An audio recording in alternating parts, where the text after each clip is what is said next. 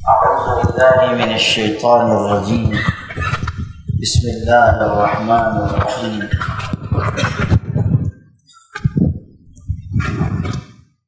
إنا نحن نزلنا الذكر وإنا له لحافظون.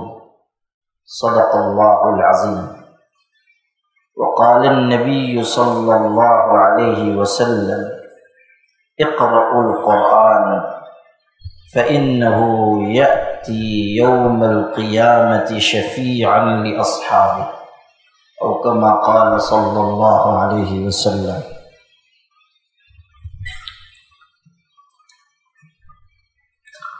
قابل احترام بھائیوں اور بزرگوں، یہ ہم سب کے لیے بہت خوشی کا موقع ہے کہ اس پاکیزہ مہینے میں یہاں قرآن مجید تراویح کی نماز میں سنایا گیا، اور آج الحمدللہ قرآن مجید تراویح میں مکمل ہوا۔ دعا ہے کہ اللہ تعالیٰ اس عمل کو ہم سب کی طرف سے قبول فرمائے۔ قرآن مجید کا سننا اور سنانا دونوں بہت ہی مبارک عمل ہے، اور قرآن مجید کا اور رمضان کا گہرا رشتہ ہے۔ قرآن مجید اترا بھی رمضان میں، اور قرآن مجید زیادہ پڑھا بھی جاتا ہے رمضان میں، اور خود نبی کریم صلی اللہ علیہ وسلم رمضان میں قرآن مجید حضرت جبریل کو سناتے تھے، اور حضرت جبریل سے قرآن مجید سنتے تھے۔ یہ عمل یہ بتاتا ہے کہ رمضان کا اور قرآن کا گہرا رشتہ ہے،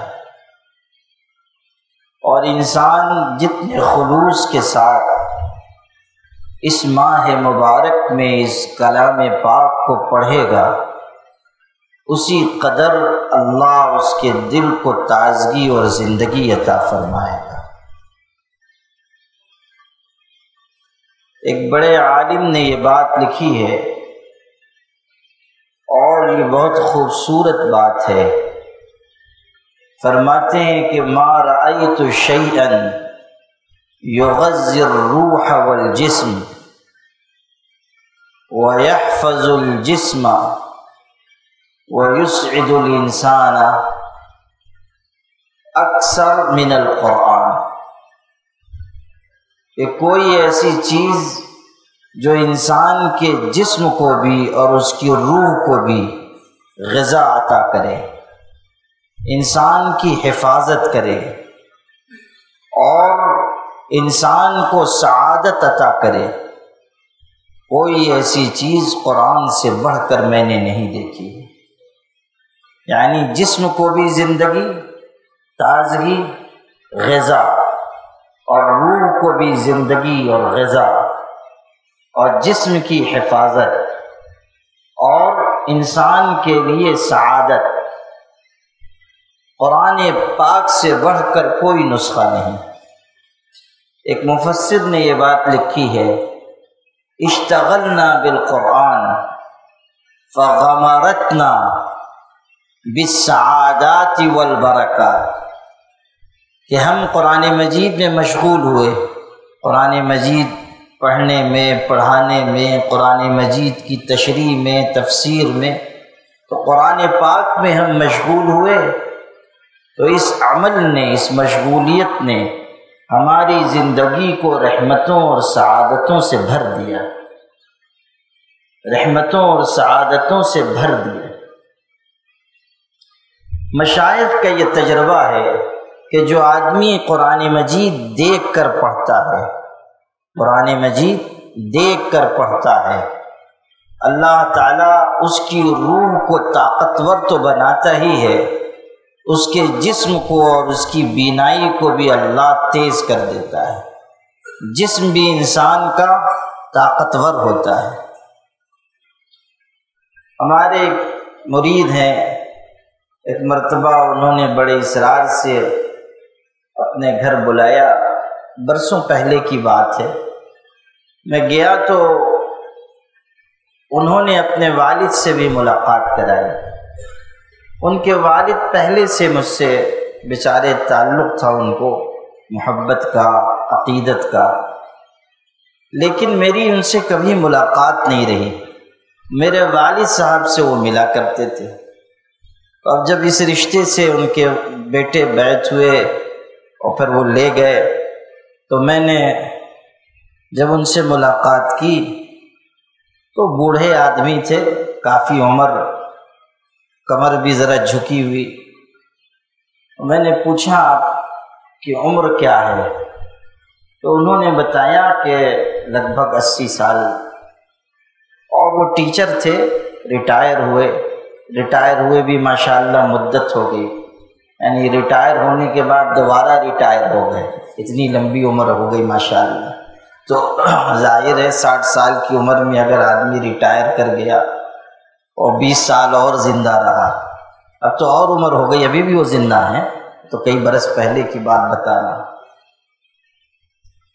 تو میں نے پوچھا کہ آپ کی صحت کیسی ہے؟ بالکل ٹھیک ہے الحمدللہ۔ پھر انہوں نے کہا کہ میں شام نامہ اور ڈسپلین اور فلاں سارے اخبار بغیر چشمے کے پڑھتا ہوں، بینائی بالکل میری سلامت، حالانکہ کمر جھک رہی ہے، عمر اتنی ہو گئی ہے، اور روزانہ دکان پہ بھی جا کے بیٹھتا ہوں اور خود سائیکل لے کر سودا بازار سے لے کے آتا ہوں۔ تو میں نے پوچھا ان سے کہ ماشاءاللہ 80 سال میں آپ جو ہم لوگوں کو بھی پیچھے چھوڑ رہے ہیں، تو یہ آپ کی صحت کا راز کیا ہے؟ تو کہنے لگے کہ اصل میں بہت عرصے سے روزانہ میں صبح فجر کی نماز کے بعد روزانہ 1 پارہ قرآن مجید پڑھتا ہوں۔ آندھی آئے، طوفان آئے، بارش آئے، سردی ہو، گرمی ہو، یہ معمول میں ناغہ نہیں ہونے دیتا۔ ان کے بچوں نے بھی بتایا کہ کبھی ہم نے نہیں دیکھا کہ والد صاحب کا یہ معمول ناغہ ہوا ہو۔ فجر سے بہت پہلے مسجد چلے جاتے ہیں اور پھر اشراق تک تلاوت کرتے ہیں اور پھر اشراق پڑھ کر پھر گھر آتے ہیں۔ آپ اندازہ کیجئے کہ ایک شخص نے قرآن مجید کی تلاوت کا معمول بنا لیا اور روز دیکھ کر قرآن مجید پڑھ رہے ہیں، تو بینائی بھی بالکل سلامت، جسم بھی ماشاءاللہ 80 سال کی عمر میں تازہ دم، ٹھیک ہے ذرا کمر ہی جھکی تھی، باقی اور سارا ہوش حواس سب سلامت، اور کوئی معذوری نہیں، کوئی مجبوری نہیں، سارے کام اپنے ہاتھ سے کر رہے ہیں، بازار جا رہے ہیں، دکان پہ بیٹھ رہے ہیں، مسجد جا رہے ہیں۔ تو قرآن مجید کی یہ بھی برکت ہے، قرآن مجید جسم پر بھی اثر ڈالتا ہے، روح پر بھی اثر ڈالتا ہے، اور قرآن مجید کے ذریعے آس پاس کی چیزیں بھی متاثر ہوتی ہیں۔ یہ بھی سمجھیے، اگر بلند آواز سے قرآن مجید پڑھا جا رہا ہے تو آس پاس کی چیزوں پر بھی اس کا اثر ہوتا ہے۔ کینیڈا میں ایک ریسرچ کی گئی، کہیں سے ان لوگوں کے دماغ میں یہ بات آئی کہ قرآن مجید کی تلاوت کا اثر کیا ہوتا ہے، اس پر تحقیق کی جائے۔ تو ان لوگوں نے یہ کیا کہ کھیتی کے ایک حصے میں قرآن مجید کی تلاوت روزانہ ٹیپ ریکارڈ کے ذریعے انہوں نے تلاوت لگا دی، گھنٹے بھر چلتی رہی۔ ایک ہی کھیت ہے، کھیت کے ایک حصے میں تلاوت روزانہ بجائی جا رہی ہے، دوسرے حصوں میں نہیں، اور دونوں طرح کی بالیوں پر پھل آئے، ادھر بھی اور ادھر بھی۔ لیکن جن لوگوں نے تحقیق کی، جن لوگوں نے ریسرچ کی، انہوں نے یہ نتیجہ بیان کیا کہ جب بالیوں میں دانے آ گئے اور ہم لوگوں نے اس کو نکال کر دیکھا تو جن بالیوں کی طرف قرآن مجید کی تلاوت سنائی گئی تھی وہ دوسری طرف کے دانوں سے دگنے نکلے، بڑے ہو گئے۔ قرآن مجید کی تلاوت اس طرح اثر انداز ہوئی کہ دانے سائز میں بڑے ہو گئے، اور جدھر تلاوت نہیں سنائی گئی ادھر دانے عام سائز کے۔ اللہ کے لیے کچھ مشکل نہیں ہے، اور برکت اللہ ظاہر کرتا ہے۔ بنو امیہ جو بادشاہوں کا خاندان گزرا ہے، کتابوں میں ہے کہ ان کے خزانے میں ایک تھیلی تھی، بڑے اہتمام سے رکھی گئی تھی۔ اس تھیلی کے اوپر ایک جملہ لکھا تھا، ہاکذا ینبت فی زمن العدل، کہ عدل و انصاف کے زمانے میں اناج ایسا ہوتا تھا۔ اور اناج کیسا ہوتا تھا؟ اس تھیلی کے اندر جو اناج کے دانے تھے وہ اناج کے گیہوں کے دانے کھجور کی گٹھلی کے برابر، گیہوں کا دانہ کھجور کی گٹھلی کے برابر۔ اندازہ کیجیے، یہ برکت ہے جو اللہ عدل و انصاف کی وجہ سے یا نیکی اور ذکر کی وجہ سے عطا فرماتا ہے۔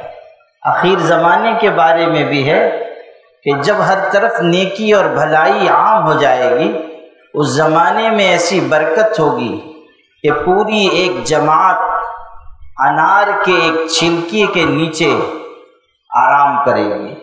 پوری ایک جماعت، تبلیغی جماعت نہیں، انسانوں کی ایک جماعت انار کے ایک چھلکے کے نیچے آرام کر رہی ہے۔ اندازہ کیجیے انار کتنا بڑا ہوگا، اس سے اندازہ کیجیے کہ جب ایک انار کے چھلکے کے نیچے ایک پوری جماعت انسانوں کی آ جا رہی ہے، انار کتنا بڑا ہوگا۔ اسی طرح یہ بات بھی ہے کہ اونٹ کے جسم کے ایک حصے سے بہت سارے لوگ سیر ہو کر کھا لیں گے۔ ایک حصے سے، اونٹ کے صرف جسم کے ایک حصے سے بہت سارے لوگ پیٹ بھر کر کھا لیں گے۔ یہ برکت ظاہر ہوگی، اونٹ بھی بڑا ہوگا، برکت بھی نازل ہوگی۔ تو یہ برکتیں اللہ کی طرف سے ظاہر کی جاتی رہی ہیں اور ظاہر کی جائیں گی۔ اللہ کے لیے کچھ مشکل نہیں ہے کہ اللہ تعالیٰ اپنی مخلوقات میں اور اپنی پیدا کی ہوئی چیزوں میں برکت ڈال دے۔ برکت اللہ کی طرف سے ملتی ہے، اور قرآن مجید تو ایسی مبارک کتاب ہے کہ جہاں یہ پڑھی جائے، سنی جائے اور جہاں اس کا مذاکرہ ہو وہاں برکت ہی برکت۔ کتاب انزلناہ الیک مبارک، قرآن کہہ رہا ہے کہ یہ جو کتاب ہم نے اتاری، اللہ ارشاد فرما رہا ہے یہ کتاب جو ہم نے تمہاری طرف اتاری ہے مبارک کتاب ہے، یہ کوئی معمولی کتاب نہیں ہے، اس میں برکت ہی برکت ہے۔ ابھی میں نے آپ کو سنایا ایک تحقیق کا واقعہ۔ ہمارے پیر و مرشد حضرت مولانا سید محمد ولی صاحب رحمانی رحمۃ اللہ علیہ کے ہاں خانقاہ میں ایک امرود کا درخت لگا ہوا تھا۔ امرود تو سمجھتے ہیں نا، ہاں، یو پی والے تو اور سمجھ جائیں گے، مالیگاؤں والوں کو جب تک جام نہ کہیے ان کی عقل میں نہیں گھستا ہے۔ وہ امرود کہیے تو ادھر ادھر دیکھتے ہیں کہ یہ کون مردود چلا آیا ہے، جب تک جام نہ کہیے ان کی عقل میں نہیں آتا ہے، اور ذرا سمجھانا بھی پڑتا ہے آپ لوگوں کو، یہاں محلے والوں کو ذرا ہمارا رحمت علی ہے کہ نہیں ہے۔ پرسوں میں وہاں خصوصی مجلس میں بیٹھا، اس میں ذرا مشکل باتیں بھی میں کچھ کہتا ہوں، اور چونکہ کچھ علماء ہوتے ہیں تو ذرا زبان ویسی ہی ہوتی ہے، تو رحمت علی بھی آ جاتا ہے۔ اچھا، رحمت علی کا قصہ یہ ہے کہ دن میں اس کے اوپر جو بھی حال ہو، رات کو بہلول دانہ بن جاتا ہے۔ تو آ کے بیٹھ گیا، تو میں نے پوچھا کہ تم کو کچھ سمجھ میں آتا ہے؟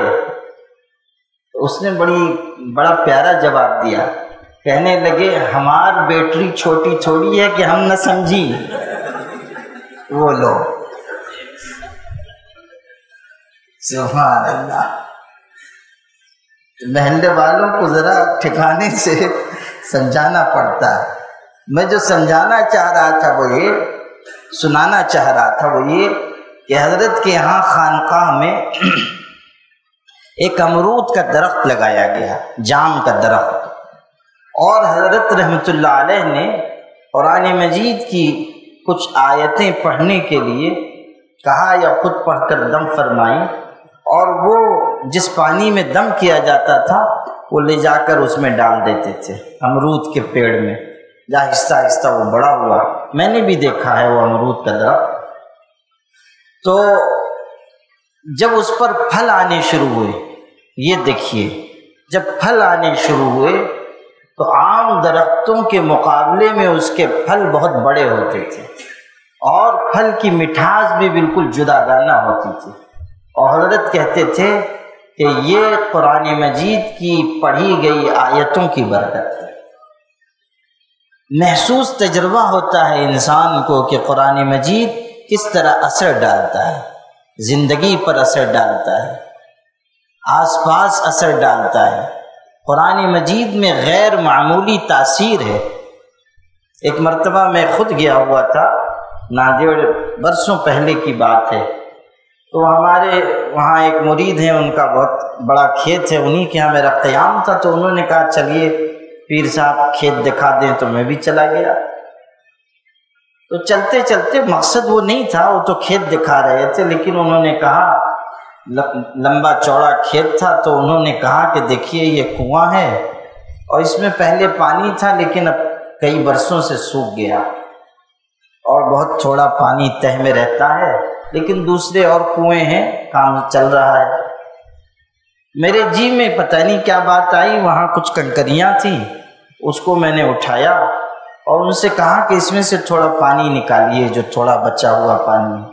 وہ انہوں نے نکالا, میں نے ان کنکریوں پر اور اس پانی پہ دم کیا, اور دم کر کے میں نے اپنے ہاتھ سے ڈال دیا اور بڑھ گیا.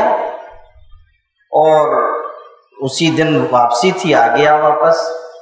اگلے دن ان کا فون آیا, وہ کہنے لگے کہ جس کنویں میں پانی ختم ہو گیا تھا, جس میں آپ نے کچھ دم کر کے ڈالا تھا, رات کو وہ کنواں اندر سے ابلنے لگا اور پانی اتنا ہوا کہ اس کی مڈیر سے بہنے لگا. وہ 50-60 فٹ گہرا کنواں تھا, وہ پورا اوپر تک چلایا اور پانی بہنے لگا. اگلے سال میں گیا تو انہوں نے پھر لے جا کے دکھایا, اس وقت بھی بس ایک ہاتھ نیچے تک پانی تھا. اور ان کے والد کا کسی وقت موبائل گر گیا, تو ان لوگوں نے کوشش کی کہ موٹر لگا کے 2-3 کسی طرح پانی خالی ہو جائے تو موبائل نکال لیں, لیکن وہ پانی خالی نہیں ہو سکا, کنواں خالی نہیں ہوا. اندازہ کیجئے کہ اللہ کی آیتوں میں کتنی تاثیر ہے, قرآن پاک کے مختلف حصوں میں کیسا اثر ہے, اللہ تعالیٰ کے پاک کلام کی تاثیر کس کس جگہ کس کس طور پر ظاہر ہوتی ہے, ہم تو گمان بھی نہیں کر پاتے ہیں. اور تجربات ہوتے رہتے ہیں. ابھی میں بیٹھا ہوا تھا تراویح کے بعد, تو ہمارے مولانا ابو بکر صاحب نے آ کے کہا کوئی غیر مسلم آیا ہوا ہے, ملنا چاہتا ہے. تو میں نے کہا کہ اب اتنے وقت کہاں, مجھ کو معلوم تھا کہ مولانا عمران صاحب بہت تیزی سے فرفر پڑھتے ہیں اور ابھی مجھ کو جلدی جانا پڑے گا. مولانا عمران صاحب نحوی, کفلیتوی کہنے میں ذرا بہت لمبا ہو جاتا ہے. نحوی سمجھتے ہیں کہ نہیں سمجھتے؟ نہیں سمجھتے ہوں گے آپ لوگ, تو سمجھیں گے مہوی کا بھائی نحوی ہے. ارے نحوی مطلب نحو صرف جاننے والا, ملت میں جو ہے یہ نحو صرف پڑھاتے ہیں, تو نحوی مطلب نحو جاننے والا. تو میں نے کہا ان سے کیا بات ہے, کہنے لگے نہیں بس وہ مصافحہ کرنا چاہتے ہیں, عطر لے کے آئے, غیر مسلم ہیں. میں نے کہا اچھا بلا لو. وہ آئے تو انہوں نے کہا کہ اصل میں فلاں جگہ میری دکان ہے اور یہ راکیش یا کیا نام بتایا نام ہے, اور چند مہینے پہلے میں بہت سخت بیمار ہو گیا تھا اور کوئی اثر ہو گیا یا کیا ہو گیا، اور ایسا ہوتا تھا ویسا ہوتا تھا، اور آپ کے پاس آیا اور آپ نے کچھ دم کر دیا، اس کے بعد سے میں ٹھیک ہو گیا۔ تو آپ کی یاد آئی تو دیدار کرنے چلا آیا۔ تو یہ قرآن مجید کی آیتوں کی تاثیر بتا رہا ہوں کہ دیکھیے ہم نے تو دم کر دیا، اللہ کا پاک کلام پڑھ کے ہم نے دم کر دیا، وہ پتہ بھی نہیں ہم کو کہ کیا ہوا بعد میں، لیکن اللہ اس طرح تاثیر ظاہر فرماتا ہے۔ اور یہ ہمارا آپ کا کسی انسان کا کمال نہیں ہے، یہ اللہ کے پاک کلام کی تاثیر ہے۔ اللہ نے ایسا زبردست کلام عطا کیا کہ اگر انسان اللہ کے اس پاک کلام سے جڑے اس کی زندگی میں بہار ہی بہار آ جائے۔ اس لیے میرے بھائیوں، قرآن مجید تو مکمل ہو گیا، لیکن رمضان ابھی باقی ہے، اور رمضان رہے یا نہ رہے، جب تک زندگی ہے ہماری قرآن پاک سے رشتہ قائم رہنا چاہیے۔ حضرت عثمان ابن عفان رضی اللہ عنہ قرآن مجید سے بہت محبت کرتے تھے۔ ان کا ایک جملہ سناتا ہوں، کتنا خوبصورت ہے۔ فرماتے تھے لو طہورت قلوبنا ما شبع من کلام اللہ، کہ اگر ہمارے دل پاک ہو جائیں تو کبھی بھی ہمارے دلوں کو قرآن مجید سے سیری نہیں ہوگی۔ اگر دل میں پاکی آ جائے کبھی انسان قرآن مجید سے اکتائے گا نہیں۔ حضرت عبداللہ ابن مسعود فرماتے تھے کہ جو شخص یہ چاہتا ہے کہ اللہ سے اور اس کے رسول سے محبت کرے، وہ دیکھے کہ اس کا دل قرآن مجید پڑھنے میں لگتا ہے یا نہیں لگتا ہے۔ اگر اس کا دل قرآن مجید پڑھنے میں لگتا ہے تو یہ علامت ہے کہ اللہ سے اور اس کے رسول سے اس کو محبت ہے۔ قرآن مجید کسوٹی ہے، اگر قرآن مجید میں ہمارا دل لگ رہا ہے تو مطلب یہ کہ اللہ اس کے رسول کی طرف ہمیں جھکاؤ ہے۔ اور رمضان کے علاوہ بھی قرآن مجید سے ہمارا رشتہ مضبوط رہنا چاہیے۔ کتنے لوگ ہیں رمضان جاتا ہے قرآن کو سلام کر دیتے ہیں، رمضان گیا بس قرآن مجید اٹھا کے رکھ دیا۔ عید تک تو ماشاءاللہ معلوم ہوتا ہے کہ حضرت جنید بغدادی ہیں، اور جیسے ہی عید کا چاند نظر آیا معلوم ہوا کہ یہ یزید کے خاندان سے ہے، اس کے بعد سب حرکتیں ان کی دوسری شروع ہو گئی۔ وہ فارسی شاعر نے کہا ہے نا کہ ہلال عید بر اوج فلک ہویدا شد، کلید میں کدا گمگشت پیدا شد، کہ جیسے ہی عید کا چاند آسمان پہ نظر آیا وہ جو میخانے کی چابی گم ہو گئی تھی وہ پھر سے مل گئی، جو میخانے کی چابی کھو گئی تھی پھر سے مل گئی۔ یہ نہیں ہونا چاہیے۔ ہم مستقل اللہ کے بندے ہیں، بندگی پارٹ ٹائم جاب نہیں ہے کہ رمضان آئے تو بندے بن جائیے، رمضان جائے تو پھر اپنے حساب سے زندگی گزاریے۔ نہیں، رمضان میں بھی غیر رمضان میں بھی اللہ کا بندہ بن کر جینا ہے، اور قرآن مجید سے ہمیشہ جڑے رہنا ہے۔ جو قرآن مجید سے جڑا رہے گا زندگی میں تو برکت آئے گی، موت بھی اس کی اچھی ہوگی، اور قبر میں قرآن مجید اس کو عذاب قبر سے بچانے کے لیے آئے گا۔ حدیث میں ہے ایک انسان کو قبر میں لٹایا گیا، عذاب آیا، عذاب سر کی طرف سے آیا تو ایک جوان چلا آیا، خوبصورت صحت مند، اس نے عذاب کو ہٹایا۔ پھر پیر کی طرف سے عذاب آیا، پھر اس نے ہٹایا۔ پھر دائیں سے بائیں سے وہی جوان ہر دفعہ آ جاتا تھا، عذاب کو ہٹا دیتا تھا۔ تو وہ جو مردہ تھا اس کو حیرت ہوئی، اس نے کہا ارے تم کون ہو؟ میں نے تم کو پہچانا نہیں، اس مشکل وقت میں تم میری مدد کر رہے ہو، عذاب کو ہٹا رہے ہو، کون ہو تم؟ میں نے تم کو پہچانا نہیں۔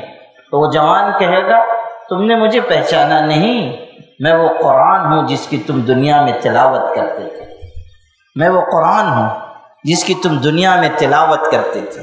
اندازہ کیجیے مشکل وقت میں قرآن مجید آ گیا بچانے کے لیے۔ اور میں نے شروع میں حدیث پڑھی، حضور صلی اللہ علیہ وسلم نے فرمایا اقرأوا القرآن، قرآن پڑھا کرو، فإنه يأتي يوم القیامة شفیعا لأصحابه، یہ قرآن قیامت کے دن اپنے لوگوں کے لیے سفارشی بن کر آئے گا، یعنی جو اس کے پڑھنے والے ہیں، اس پر عمل کرنے والے ہیں، جو اس کے ساتھی ہیں، ان کے لیے سفارشی بن کر آئے گا۔ دو چیزیں ہیں جو سفارش کریں گی، حدیث میں آیا ہے الصوم والقرآن یشفعان، روزہ بھی سفارش کرے گا اور قرآن سفارش کرے گا۔ روزہ اور قرآن دونوں سفارش کریں گے۔ روزہ کہے گا اے اللہ میں نے اس انسان کو کھانے پینے اور خواہشات سے روک دیا، اس لیے تو اس کو جنت میں داخل کر۔ اور قرآن کہے گا اے اللہ میں نے اس کو رات میں سونے سے روک دیا کہ یہ جاگ کر مجھ کو پڑھتا رہا، اس کو جنت میں داخل کر۔ دونوں سفارش کریں گے، قرآن بھی سفارش کرے گا اور روزہ بھی سفارش کرے گا۔ اندازہ کیجئے کہ کتنی بڑی بات ہے، ہم روزہ بھی رکھ رہے ہیں، قرآن مجید بھی پڑھ رہے ہیں، قرآن مجید بھی سن رہے ہیں، اور دونوں عمل ایسا ہے جو اللہ کے ہاں انشاءاللہ سفارشی ہوگا۔ قرآن پاک کی تلاوت کا عمل بھی اور روزہ بھی۔ روزہ بھی دھیان سے رکھیے، یہ نہیں کہ معمولی بہانے سے روزہ چھوڑ دیں۔ کچھ جو ہیں روزے دار ہوتے ہیں، کچھ روزہ خور ہوتے ہیں، کچھ ایسے ہیں جو روزہ رکھ کر کھانے پینے سے رک جاتے ہیں، کچھ وہ ہیں جو روزے ہی کو نگل جاتے ہیں، یعنی روزہ نہیں رکھ رہے ہیں، معمولی بہانوں سے چھوڑ دے رہے ہیں۔ حدیث میں یہ بات آئی ہے کہ اگر رمضان کا ایک روزہ انسان نے چھوڑ دیا اور پھر ساری زندگی روزہ رکھا، اس ایک روزے کے برابر نہیں ہو سکتا ہے۔ رمضان کا روزہ ایسا ہے۔ تو میرے بھائی دونوں عبادتوں میں جی لگائیں۔ جو قرآن مجید نہیں سیکھے ہوئے ہیں قرآن مجید سیکھیے، قرآن مجید سنا کیجیے، قرآن مجید سمجھنے کی کوشش کیجیے اور قرآن مجید پر عمل کیجیے۔ یہ سب قرآن مجید کا حق ہے۔ اگر ہم یہ حق ادا کریں گے ہمارے لیے راحت ہے، نہیں ادا کریں گے اللہ کے ہاں ہماری پکڑ ہوگی۔ اللہ تعالی ہم سب کی حفاظت فرمائے۔ بہرحال حافظ عمران صاحب کو مبارکباد ہے کہ انہوں نے یہاں قرآن مجید سنایا اور 2 ڈھائی پارے سنا کر قرآن مجید مکمل کر دیا، اور ماشاءاللہ کئی برس سے یہ سلسلہ جاری ہے، اور جو ان کے پیچھے تراویح میں قرآن مجید سنتے ہیں وہ بھی مبارکباد کے حقدار ہیں۔ جن لوگوں نے پورا سنا ہے ان کو پوری مبارکباد، اور جو پیچھے رکوع تک بیٹھے رہے ان کو آدھی مبارکباد۔ ایسی قوم ہے، ایسی قوم ہمارے ہاں موجود ہے، تو اس لیے مبارکباد میں آدھا۔ اور ایسا ہے کہ اصل میں لوگ جو ہوتے ہیں جب اس طرح کی کوئی بات ہوتی ہے تو لوگوں کی نظر دیکھ کے پہچان میں آ جاتا ہے کہ کون لوگ ہیں۔ ابھی میں قریب میں ایک دن ہمارے ڈاکٹر سعید فارانی صاحب وغیرہ کچھ اہل تعلق بیٹھے ہوئے تھے، تو ایک صاحب ان کے ساتھی مجھ سے کہنے لگے کہ ہمارا ایک ساتھی تھا مرحوم ہو گیا، بڑا مزاحیہ تھا اور عجیب حرکتیں کرتا تھا۔ میں نے کہا کہ اچھا ذرا بتائیے، تو انہوں نے ایک دلچسپ بات کہی جو مجھ کو یاد رہ گئی، اور بھی سنایا لیکن ایک دلچسپ بات سنائی انہوں نے۔ کہنے لگے کہ فلاں جگہ تبلیغی اجتماع تھا، میں بھی شریک ہوا، وہ بھی گئے اپنے یہاں مالیگاؤں میں۔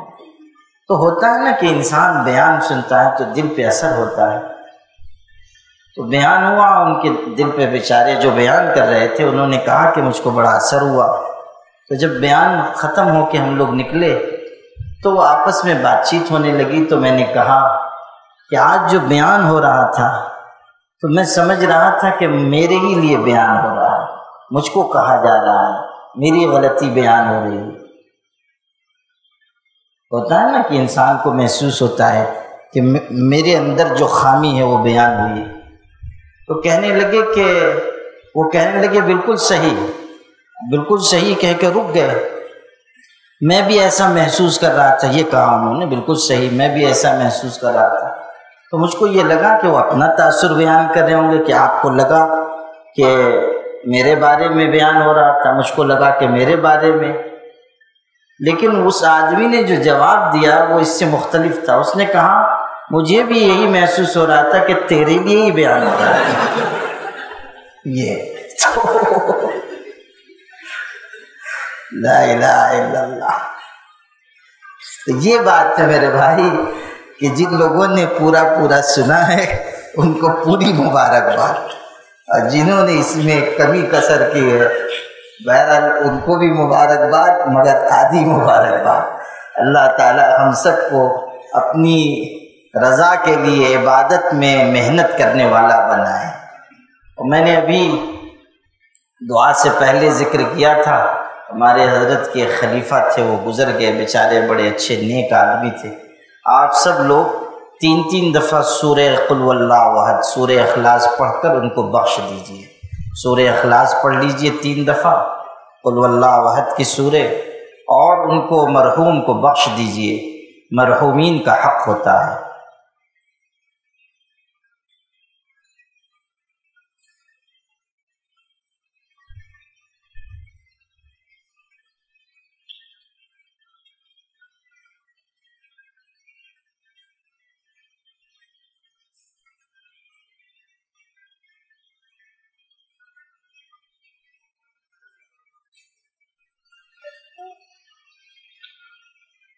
کیا نثار بھائی کچھ تبرک ہے؟ اچھا ماشاءاللہ۔ تو آپ حضرات جو ہے جاتے ہوئے شیرینی حاصل کر لیں، اور دعا تو ہو چکی ہے۔ سبحان اللہ و بحمدہ، سبحانک اللہم و بحمدک، نشہد ان لا الہ الا انت، نستغفرک و نتوب الیک۔